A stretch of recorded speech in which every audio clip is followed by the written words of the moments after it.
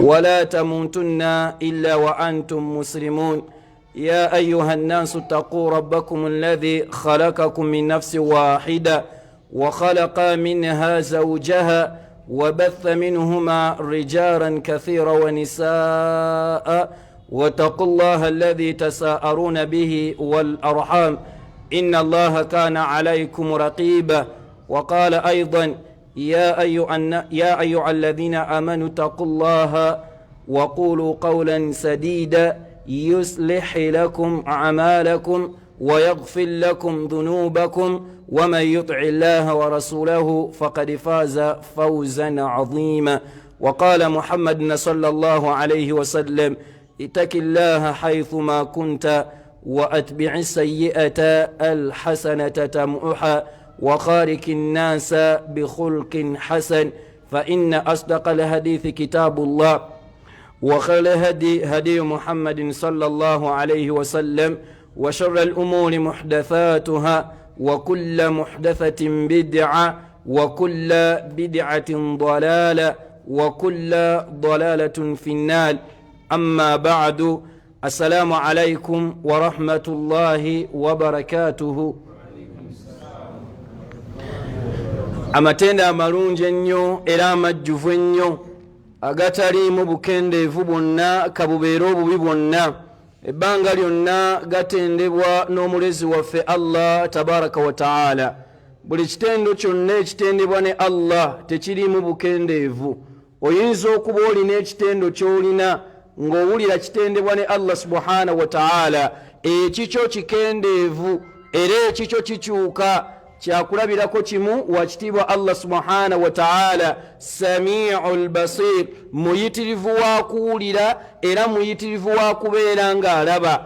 Okulaba okukwo mwana wattu kulina ekkomo, olaba bikuli kumpi, olaba obudde bwa misana, naye Allah tabaraka wa ta'ala okulaba okukwe kujjuvu tekukendeera. Emyaka gigenderera omuntu n'atandika otumya bugalubindi asobole okulaba, naye Allah subhanahu wa ta'ala okulaba okukwe ebbanga lyonna kujjuvu. Abekyo tumwebaza Allah subhanahu wa ta'ala ne tumwetendereza Allah subhanahu wa ta'ala akyatulekedde ekyengero eky'obulamu. Nzaani gwani okubeera ng'okyali mu balamu nga bangi Allah tabaraka wa ta'ala abajjuludde, essaawa zino babanaaza, essaawa zino baleeta sanda, gwe nange okubeera nga tukyali balamu mwana wattu kyabbeeyi nnyo. Abasiraamu b'ekitundu kino kasenge mukkirize mbajjukize nga nange seereseeyo tutye Allah subhanahu wa ta'ala mu bwennyini bw'okubeera nga tumutya. Tutye Allah subhanahu wa ta'ala tukimanye nti gyali gye tugenda okuddizibwa. Olwaleero wooli enkya togenda kubeerawo. Longooseza nnyo mu bulamu Allah subhanahu wa ta'ala bw'akyakuwadde era bw'akyakulekedde. Nga ngenda okwanjula kyetugenda okwejjukizaako n'okubeera nga tweraamira mu ddakiika ezo ze tulinawo. Katandike n'ekigambo kino ekyayogera omu ku basahaba ayitibwa Ali ibn Abi Talib radiyallahu ta'ala anhu. Yagamba lamma sakata ahlul haqqi ala al-batil. Yagamba nti abantu abalina kye bamanyi, abantu abamanya amazima bwe baasirika ala al-batil, nga balaba ensobi zitambula, nga balaba ebikolwa ebikyamu bigenda mu maaso, waliwo ekiseera wootuuka oyinza okubeera nga mu famire yo woova, oyinza okubeera nga famire mwoli nga gwe waaki, nga gwe mwana wattu gwe batwalanga omuwalimu waabwe. Ku kitundu wooli nga gwe muwalimu, nga mwana wattu ku mulimu mu kampuni omukolaki we mukolera nga gwe muwalimu aliwo, era nga mwana wattu aga nti aseeka waali oyo seeka waffe, gwe beebuuzaako. Agamba nti lamma sakata ahlul haqqi ala al-batil, bwe baasirika abamanya amazima ku nsobi nga zitambula, yagamba nti tawahama ahlul batil annahum ala haqqi, basuubira balowooza bano abakola ebikolwa ebikyamu nti nabo kye baliko mazima, nti nabo kye bakola kituufu, anti seeka waabwe tabagambye, anti gwe bamanyi ng'omuwalimu asirise tayogedde. Kitegeeza nti olina okwegendereza. Allah subhanahu wa ta'ala bw'abeera ng'akusitudde n'abaako waakutadde ng'abantu gwe beebuuzaako gwe balinamu essuubi abavubuka banno bakulowooza nti omusiraamu oyo bw'obalaba nga bakola ensobi omuganga nti Abdallah munnange eyo nsobi. Allah teneseeka yatuyiseeko wano tewali kye yakoze eki tewali kye yakoze. mukwano gwo ku WhatsApp akumanyi gwe seeka akuweereza mwana wattu kaakuweereza nga kafu si katuufu mugambe nti musiraamu kino si kiki si kituufu. akusheyaringidde oluyimba gyali yakyagala musiki naye ng'ate gw'okiba nti omusiraamu tawuliriza musiki mugambeko nti owange kino kiri haramu. kyakulabirako omuzadde omwana wo akuwuliriramu nnyo era akuwa ekitiibwa. naye singa omuzadde obeera nga omwana ono tomulaze ekikolwa kikyamu. omwana omu yali ku ssomero erimu bw'abeera ku ssomero omuzadde balina boyfriend girlfriend ebitali bituufu mu busiraamu naye nga bo bwe batu babitwala. kati agenda okulaba nga mwana wattu abakulu b'essomero bamukwata bamuvunaane bamukangavule bamukube ayinza atya okubeera ne boyfriend. yabagamba nga temunnankuba ono gwe munkubira abadde ajja ewaka ne taata amumanyi ne musiikira amagi n'alya tewali mutawaana. lwaki taata yasirika n'atalaga mwana ono nti ekikolwa ekyo si kiki si kituufu. ye mwana wattu omwana yalowooza nti ge mazima kyekituufu. so okubeera nga tuziyiza ebikolwa ebikyamu emu ku nkola entuufu giteekeddwa okubeera nga tutambulirako. dakika ze tusigaze ezo tugenda tutambula ne aya eri mu suratu eyitibwa Ali Imran aya ya 85 bwembanga serabidde abange obusiraamu buno bwa bbeeyi era obusiraamu kyengera kikulu nnyo. saba nnyo Allah tabaraka wa taala abeerenga abukunywerezaako abeerenga abukukuumirako paka lw'oli musinkana. faayo nga bw'osobola olabe ng'osaba Allah subhanahu wa ta'ala ebbanga lyonna akunywereze akukuumire ku busiraamu paka lw'oli musinkana. kubanga senga onooluuzinga ekyengera ky'obusiraamu n'otuuka mu maaso ga Allah tabaraka wa ta'ala nga tewalina busiraamu yadde nga wawangaalira mu nsi muno nga gw'olabanga ky'oliko bwe busiraamu maaso ga Allah tabaraka wa ta'ala owedde tolinaayo kalungi k'ogenda kukola. Allah tabaraka wa ta'ala abeerenga akakuwamu obulungi obeerenga okasasulwa ogenda kukaaba n'aba n'akaaba ogenda kwejjusa n'abagenda okwejjusa abanaasaba kaccansa akalala bakomewo mu nsi balongoose naawe bw'ogenda okubeera. manya ky'olina nti kya bbeeyi manya ky'olina nti kyekituufu era tokizannyirako tokyonoona. atugamba ow'ekitiibwa Allah tabaraka wa ta'ala waman yabtaghi ghayra al-islaami diina. yagamba Allah subhanahu wa ta'ala fenna tuli mu nsi muno naye tulina gye tugenda kufa tugenda kusinkana Allah. naye Allah ga nti waman yabtaghi ghayra al-islaami diina yenna alisinkana Allah tabaraka wa ta'ala alidda maaso ga Allah subhanahu wa ta'ala ghayra al-islaami diina ng'eddiini ng'enkola gye yaliko si ya busiraamu ng'esisitimu gye yatambulizangamu obulamu bwe n'embeera ze emirimu gye yakolanga nga yagikoleranga ku butali busiraamu. yagamba ow'ekitiibwa Allah subhanahu wa ta'ala ekisooka eky'obulabe ennyo yagamba nti falan yuqbala minhu tewaliiwo kalimu konna tewaliiwo kirungi kyonna kyaliba yakola Allah kyagenda kukkiriza. Allah tagenda kubikkiriza Allah agenda kubigoba. alina esswala hasala yakola hijja yasoma Qur'an yayamba abanaku yakola byeyakola falan yuqbala minhu tewaliiwo kyonna Allah subhanahu wa ta'ala kyagenda kubeera nga akkiriza. tewaliiwo kyonna Allah kyagenda kubeera nga asiima. Allah abeerenga akigoba nga kinaaba kibi. songa emirimu gino buli gwokola osaba Allah agukkirize osaba Allah agusiime. naye kikulu ennyo mu biteekeddwa okutandikirwako kwe kulongooseza ddala obusiraamu kwe kubeera nga tusiramuka kwe kubeera nga tusaba Allah subhanahu wa ta'ala atuwe tunywerere ku busiraamu obwannamaddala.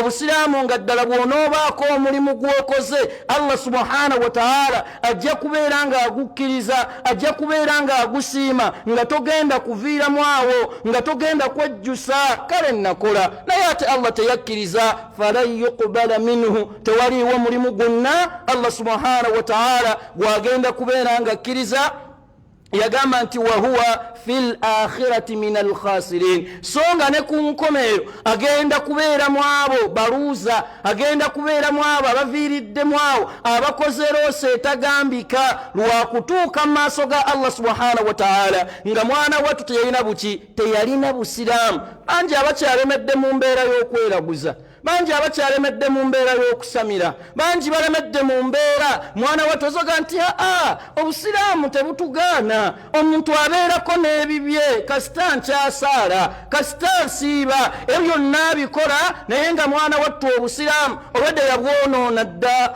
obwedde akola naye ng'atuuza ku musingi omufu. Abange tusiramuke, abange tuyingire mu busiraamu, tubuggweremu, tubeerere ddala basiraamu. Enkofiira ogyambale ng'ogituuza ku busiraamu, ekkanzu ogyambale ng'ogituuza ku busiraamu, obeere haja agenda e Makka naye nga ddala oli byonna obikola mwana wattu oli musiraamu, wabula si kufaanagana buki, si kufaanagana mwana wattu basiraamu. Tugoberezeeko hadithi eno ku aya eyo.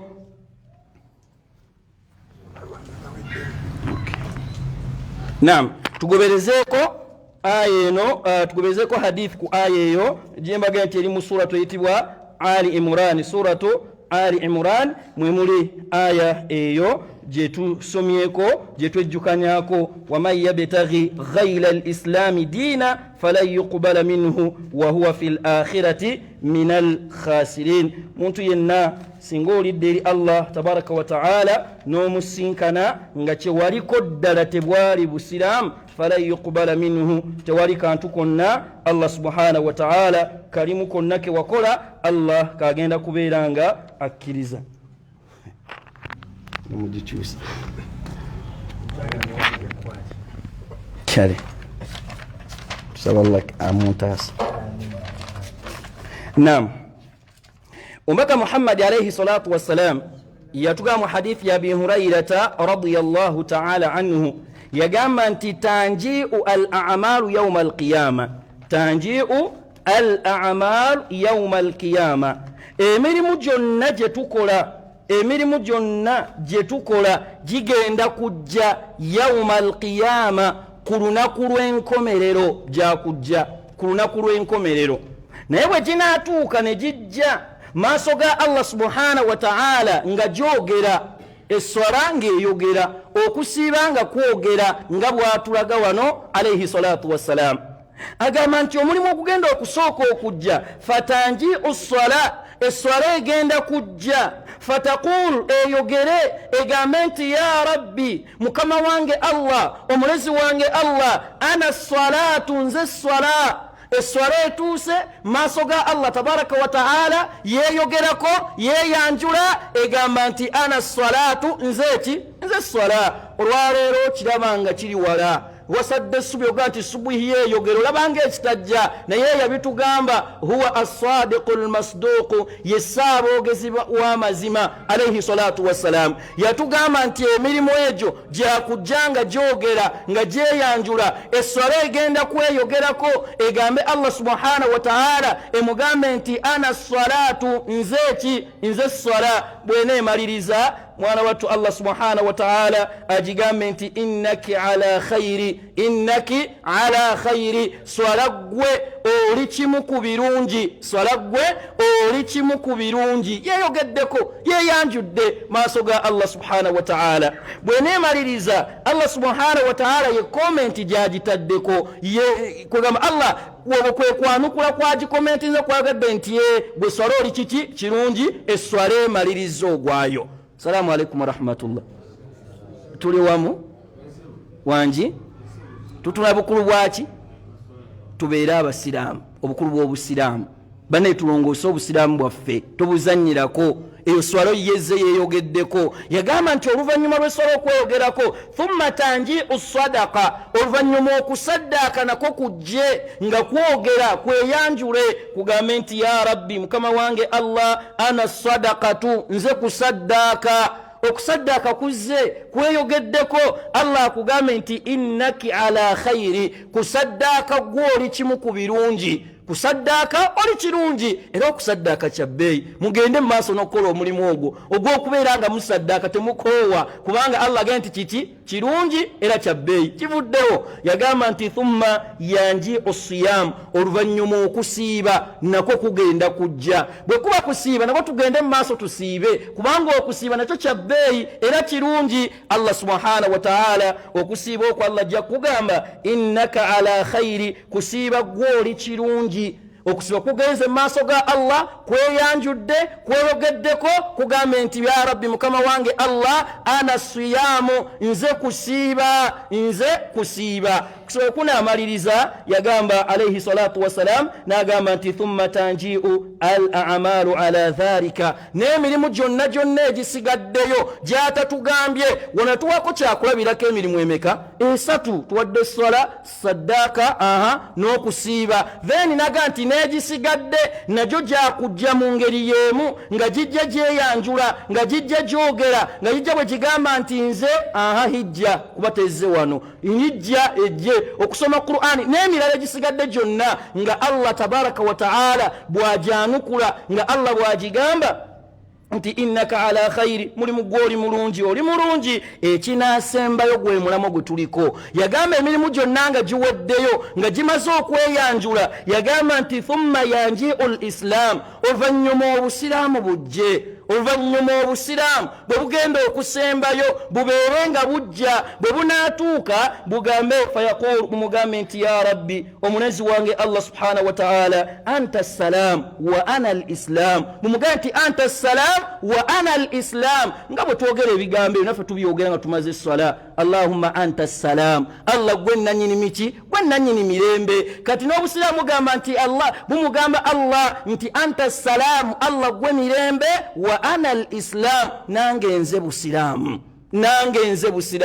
Emirimu gyonna egyasoose bwe gibadde gyeyogerako, bwe gibadde gyeyanjula, nga Allah agamba nti innaka ala khairi, oli kirungi. Uliriza wano bulungi. Allah agenda gamba ate ku busiraamu. Obusiraamu Allah agenda sooka abuga nti innaka ala khairi, busiraamu gwe oli kirungi era oli ku bulungi nnyo. Kimu ku birungi ekyebbeeyi omuntu okubeera mu busiraamu, nga yagamba alayhi salatu wassalam qad aflaha man hudiya ila al-islam, yagamba nti yeesiimye nnyo oyo Allah gwe yaluŋŋamya ery'obusiraamu. Weesiimye okubeera nga Allah yakuwa obusiraamu. Abakyala mwesiimye okubanga muli basiraamu, mukuume obusiraamu temubwonoona. Abaami mukuume obusiraamu temubwonoona. Kyabbeeyi okubeera nga Allah yabubawa, okubeera nga yakulonda mu nkuyanja, mubageze ennyo nga bwe babatenda baprofesa, abagagga, baserebu n'abalala. Allah n'akuwa obusiraamu, kabonero akalaga nti Allah akwagala. Tokozesa bubi ekyengera Allah kyakuwadde eky'obusiraamu. Tokizannyisa n'okitwala ng'ekitaliiwo n'otakirabawo. Manya nti Allah kyakuwadde kya bbeeyi.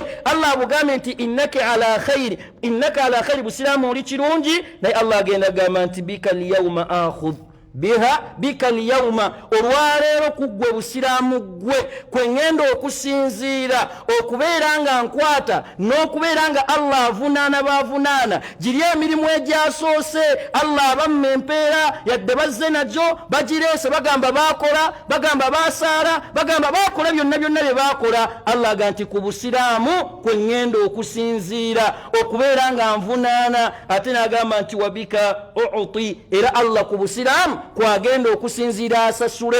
Hijjayo kisinziira ku busiraamu bwo, okusiiba kwo busiraamu, okusoma Qur'ani busiraamu, emirimu gyonna gye wakola kubeera nga ddala walongoosa obusiraamu. Kyanti gye bali abaafa mu busiraamu buno nga tebasadde ku swala, nga tebasiibye, naye nga balina ejjana ya Allah subhanahu wa ta'ala. Lwaki baafa nga balina obusiraamu, balongoosa obusiraamu bwabwe, baafa ne babeera nga babulongoosa, bagenda okufa nga swala tennabatulaalikibwako, nga hijja tennabatulaalikibwako, ne bakoma ku shahada. Abange tulongoosa obusiraamu, abange tubeere basiraamu. Yagamba faqala Allahu azza wa jalla fi kitabihi, wano ne baddamu ne baleta aya yemu gye tuliko ne bangala okulambika lwaki Allah agambye nti ku busiraamu kwasinziira okusasula, okuwa empeera n'obutasasula mpeera, n'obutawa bantu mpeera zaabwe ez'ebyo ebirungi ebyasoose okweyanjula. Yagamba Allah subhanahu wa ta'ala badamu majeta aya yemu wa may yabtaghi ghayra al-islam dina yenali sinkana Allah subhanahu wa ta'ala halidde Allah tabaraka wa ta'ala nga kyabadali ko sibwe busilam Allah subhanahu wa ta'ala yagamba nti fala yuqbala minhu wa huwa fil akhirati min al khasirin tewali karungi konna muntu kaliba yakola Allah subhanahu wa ta'ala kagenda kukiriza songa atene kunkomerero omuddu oyo agenda kubeera mwabo abafaafaganiddwa agenda kubeera mwabo abakozerosi baviiridde mwabo kitegeeza kukaaba kitegeeza kulajana nga tekukyamuyamba nga tekukyamugasa nga yandyagadde akomewo abeerenga atereza mulimu abagugubira abali mbaffe bangi bazze batusomesa batulaga okwawula Allah olinaga nti oba baagala oba tebaagala nze ndi musiraamu mwe mubungo bamu mwe baani ababungo bamu naye nnyini busiraamu buno ye Allah subhanahu wa ta'ala yarambika nti akola ne bwati taba musiraamu yadde alina ebirungi bingi byakola tasigaza busiraamu kati so beera afaayo okubeera nga wenywereza ku busiraamu okole emirimu gyonga ddala gwogikola oli musiraamu. Simanyi obudde bututwala speed ya amaanyi oba tunaamalayo bino. Wa fi sahih عن عائشة رضي الله عنها أن رسول الله صلى الله عليه وسلم قال من عمل عملا ليس عليه أمرنا فهو رد muntu yenna akola omulimu gwonna mu busiraamu buno nga ddala omulimu ogwo gwokola togulinaako nsibuko tolinaawo woogujja teguliiko ndagiro n'ekirala ekikulu ennyo ogukoze ddala guyinza okubanga mutuufu eswala ntuufu mu busiraamu hijja ntuufu naye nga gwakola si gwe mutuufu wa kubeera nga ogukola ye muntu eyeeteeka mu busawo nga si musawo ye yeeteeka mu bwamakanika nga tasoma nga bwamakanika ate agenda kutta bussi byakola bw'ayingira mu motoka y'omusajja agikanika agenda gyonoona bwonoonyi kale senga nasaji muwadde gundi gwali ati naye munaye nange nalaba wali eri gundi akola nange nenjagala si byakutetenkanya si byakupangirira ese bulungi ebyamasanyalaze olabo baba kukafulu nti oyo ye kafulu mu ebyo senga omulala ajja ne panka agatezi waya gayinza okumukuba kubanga agatta byatamanyi byatalinaako butuufu kati so obusiraamu tomala gakola mulimu gwonna beera omutuufu w'okubeera nga ogukola beera omusiraamu wannamaddala beera afaayo okwenywereza ku busiraamu n'okubeera nga mwana wattu obulongoosa. naye tusembyeyo ebigambo bino ebyayongerwako mukadde waffe Sheikh Ibn Baz rahimahullahu ta'ala ng'abyongera ku hadithi eyo ne aya eyo yagamba nti wa maana hadha al-kalam n'amakulu g'ebigambo bye tulabye bigambo ki twalabye ekigambo ky'ekitiibwa Allah subhanahu wa ta'ala aya y'ekitiibwa Allah mu Qur'ani suratu eyitibwa Ali Imran aya ya 85 nga Allah subhanahu wa ta'ala atugamba nti abange obusiraamu anaatuuka gyendi nga tabulina awedde alabye n'agamba nani aleeta wano twaba hadithi y'omubaka Muhammad alayhi salatu wassalam emirimu nga gyeyogerako emirimu nga gyeyanjula emirimu nga gizze mu maaso ga Allah subhanahu wa ta'ala kati Sheikh agamba nti wa maana hadha al-kalam n'amakulu g'ebigambo ebyo bye twogeddeko bye tulabye agamba nti annahu yajibu kikakata annahu yajibu kyabwatteeka ala jamii al-umma eri abantu fenna an tattabi'a al-islam okubeera nga tugoberera obusiraamu okubeera nga tubusoosowaza kyekigambo ennaku kino kyebokozesa ennyo musiraamu okusoosowaza okumanyi okujanjawaza an tattabi'a al-islam okubeera nga tukulembeza obuki tukulembeza obusiraamu ng'obusiraamu bwe tuteeka ku mwanjo ng'obusiraamu bwe bukulembera ddala obusiraamu bwe bukulembera gy'oli hajati obusiraamu bwe busooka gy'oli oba olinawo ebirala by'okulembeza oba olina byoga nti bino bye bisooka obusiraamu bwe bwajja oluvannyuma obusiraamu bwansanga ndi muki muganda sijereze yadde okukakkanya obusiraamu bwansanga ndi bwenti ne bwenti olina okukulembeza obusiraamu kubanga nnyinibo Allah tabaraka wa taala yatugamba nti udkhulu fi silmi kaffa ega nti muyingire mu busiraamu mubeerenga mubuggweramu tuyingire mu busiraamu tubuggweremu si gwe omusiraamu aga nti naye era sika busiraamu naye tulina okubaako n'ebirala bye tukola tulina okubaako ndi muganda nedda beera muki musiraamu ebyaddala tofaanagana baki bafaanagane. yagamba nti wa annahu lwaki bwato bwagamba nti kyabunaazibwa gye tutugoberera obusiraamu tubeere nga tubukulembeza yagamba nti wa annahu la najata wala saada teriiyo kuwona teriiyo mirembe teriiyo kwesiima lilkhalqi eri ekitonde kyonna. Salaamu alaikum warahmatullah. Ebigambo bino njagala bikuyingira obiwulireko sobeera mu kiraasi bulungi tosumagira.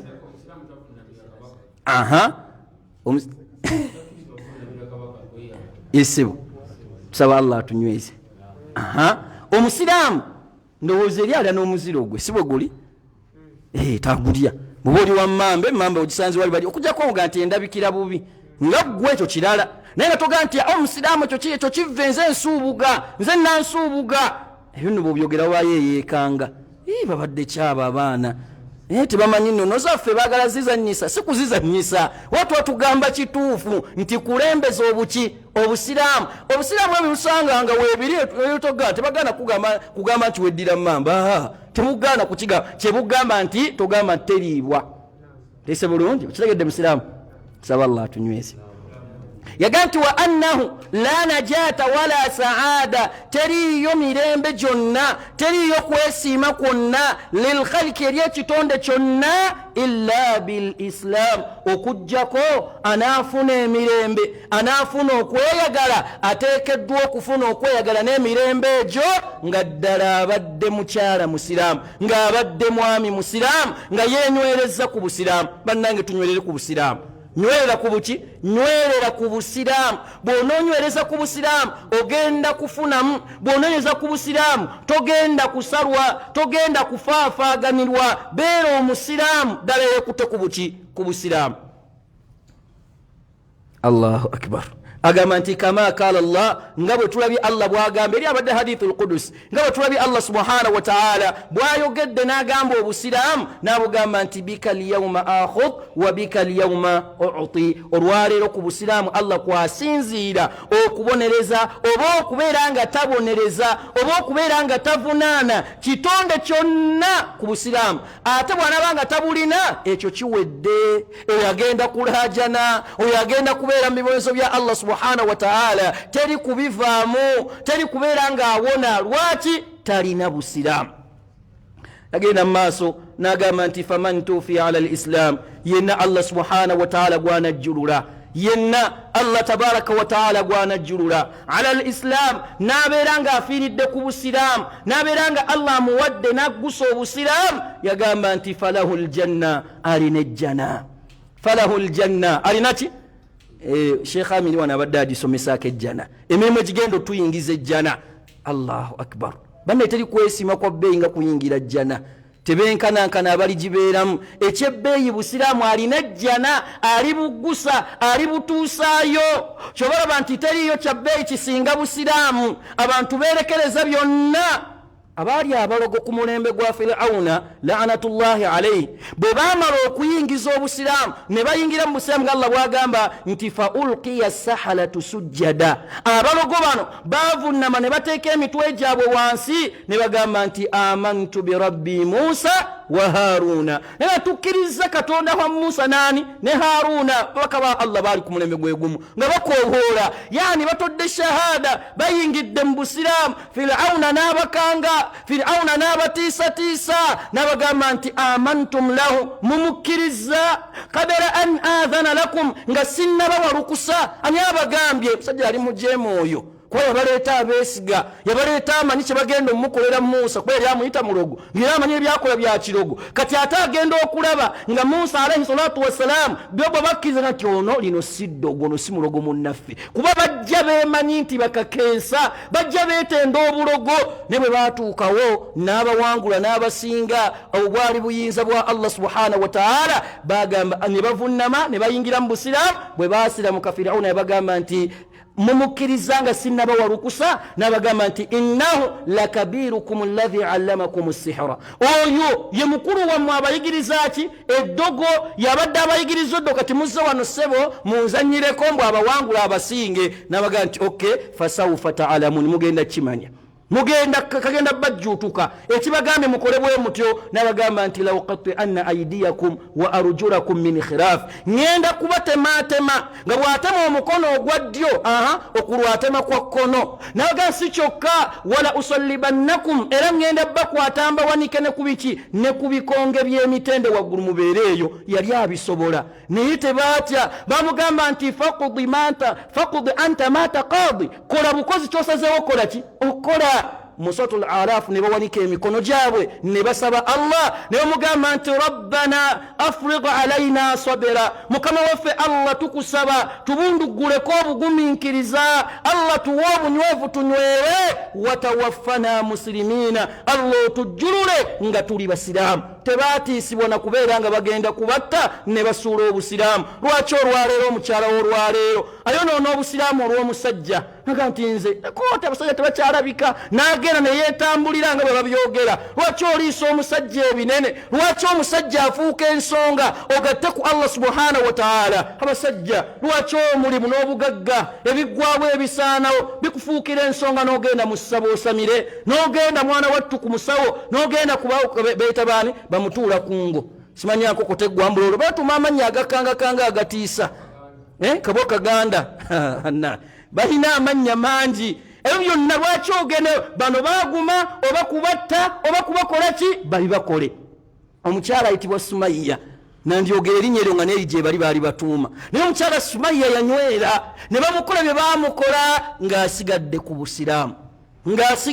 busiraamu abange wala tamuntunna illa wa antum muslimun ekyebbeeyi kutuusa busiraamu mu maaso ga Allah aya yetuddinganibwa buli wakutaano ku kisuuti abali bagisoma nga tuli bangi naye wejjeeyo nga gwoga nti ekyebbeeyi kyennina ekikulu gyendi kutuusa buki busiraamu mu maaso ga Allah subhanahu wa ta'ala ekyebbeeyi kufa na kutuusa busiraamu mu maaso ga Allah subhanahu wa ta'ala seeka tuweeyo atagatta ku Allah wejjeeyo yadde bangi Allah yakyogera dda atumanyi yagamba musoto ekibwa Yusuf naga nti wama yu'min billahi aktharuhum illa wahum mushrikun Allah ga nti bangi boolaba tebakkiriza Allah tolaba abeeyita abasiraamu abambala ebikaya bangi ababeera nti basiraamu bangi naye abasinga obungi bagatta ku Allah era bangi beemanyi beesonga munagata ono lwakwambala bwato bayogera ki nga ku musawo tugendayo naye oyo gwolaba oyo ali bwati oyo gwolaba beemanyi bagendayo boonoona bagenda bagatta ku Allah subhanahu wa ta'ala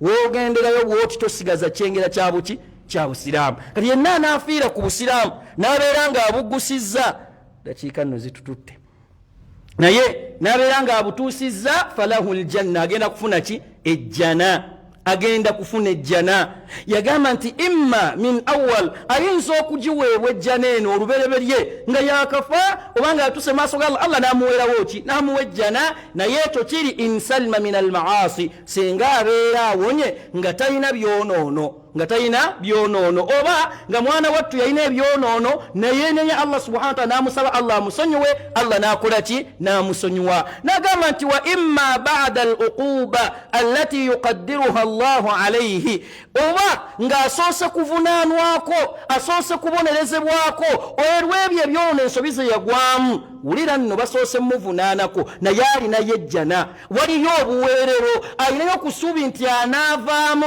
nsonga kyemuggisaayo kukuuma busiraamu bwe teyabuzannyisa teyabwonoona abanga enziramu kikkaatiriza tetwonoona busiraamu bwaffe tukuume obusiraamu bwaffe entakira ebbanga lyonna saba Allah subhanahu wa ta'ala okubeera nga akuumira ku busiraamu okubeera nga akunywereza ku busiraamu oleme kubeera nga obwonoona kubanga kyekyebbeeyi agamba nti ayinza okubeera nga Allah amubonereza naye era oluvannyuma lw'ebibonerezo Allah asobola okumugjayo agamba nti bisababi maasiya olw'ebyono bye yakola allati maata alaiha illam yafu Allahu alaihi anhu nga Allah teyamusonyiwa oba olyawo oluberebere nga Allah agenda sooka kukola ki kumubonereza kyava addamu n'akkaatiriza n'agamba nti falaisa hunaka najatu illa bil islam nabwekyo teriiyo kuwona teriiyo mirembe teriiyo kuwona kwonna okujjako omuntu okuwona kwe kuyimiridde kukubeera muki musiraamu kukubeera musiraamu ajati eyo muliyo abawera naye gamba nina kuba musiraamu nga nze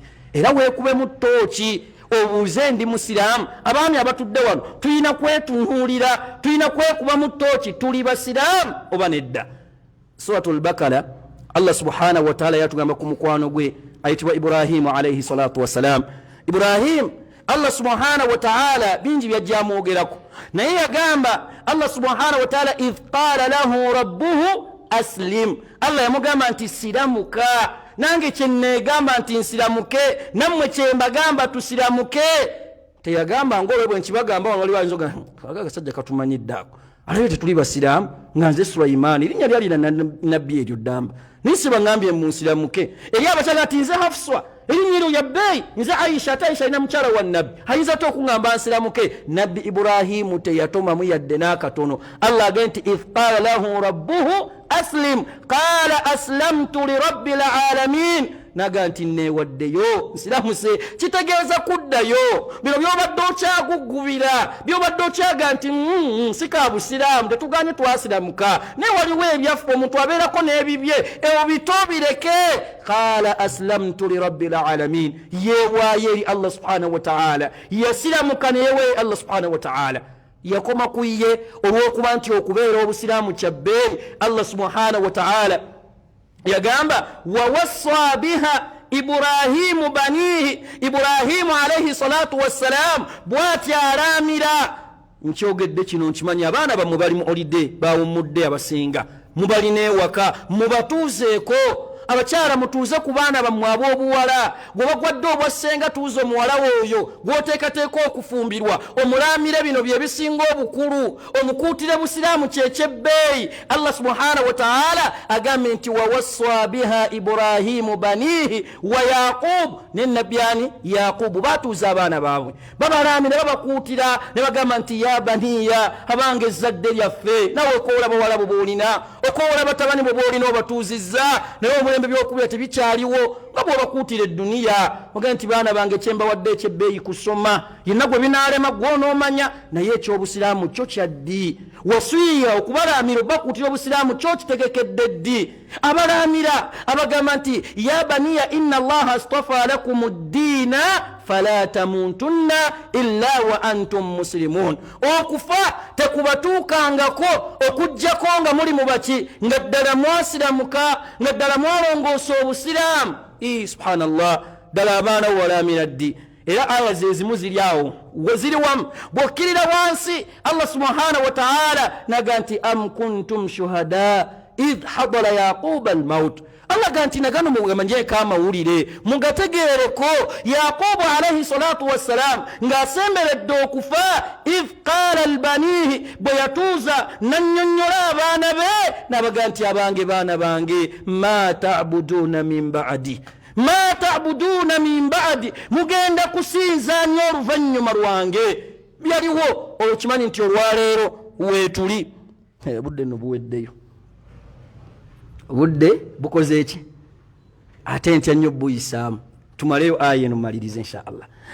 Allah abatuuzizza abagamba nti abange baana bange ma ta'buduna min ba'di, kiki mugenda okusinza oluvannyuma lwange. Abaana bo bandibeera ku busiraamu olwaleero ng'okyaliwo, naye oluvannyuma lw'okuvaawo bamekole basoma nti oyo nno mutabani wa Haji, kitaawe yalina seeka, kitaawe yali Haji wano musajja nga mulungi. Abaana nga bazimbye masabo, abaana nga bazimbye makereziya, abaana nga bava ku busiraamu, ne bano balina obulumi batunula mu maaso ga nti ezzadde lyaffe balirumirirwa. Ababuuza nti ma ta'buduna min ba'di qaalu na'budu ilahaka, tugenda kusinza oyo gw'obadde okola ki, osinza oyo omulezi wo Allah gw'obadde osinza. Wa ilaha abaika Ibrahimu wa Ismaila wa Ishaqa ilahan wahida, oyo Allah ali omu yekka, naffe gwe tugenda okusinza. Ne bamugamba nti wa nahnu lahu muslimun, era tukoze tutya, naffe twewaddeyo. Tilka ummatun qad khalat laha ma kasabat wa lakum ma kasabtum wa la tusaluna amma kanu ya'malun. Wa barakallahu fikum wa jazakumullahu kullal khair. Saba Allah tabaraka wa taala tugasene bigambo ebyo, atusonyiwe ensobi tugwamu nga abatonde. Musaba Allah subhanahu wa taala atunyweleze ku busiraamu. Allahumma ya muqallibal qulub thabbit qulubana ala dinika. Allahumma ya muqallibal qulub thabbit qulubana ala dinika. Wa sallallahu ala sayyidina Muhammad wa ala alihi wa ashabihi أجمعين. السلام عليكم ورحمة الله وبركاته.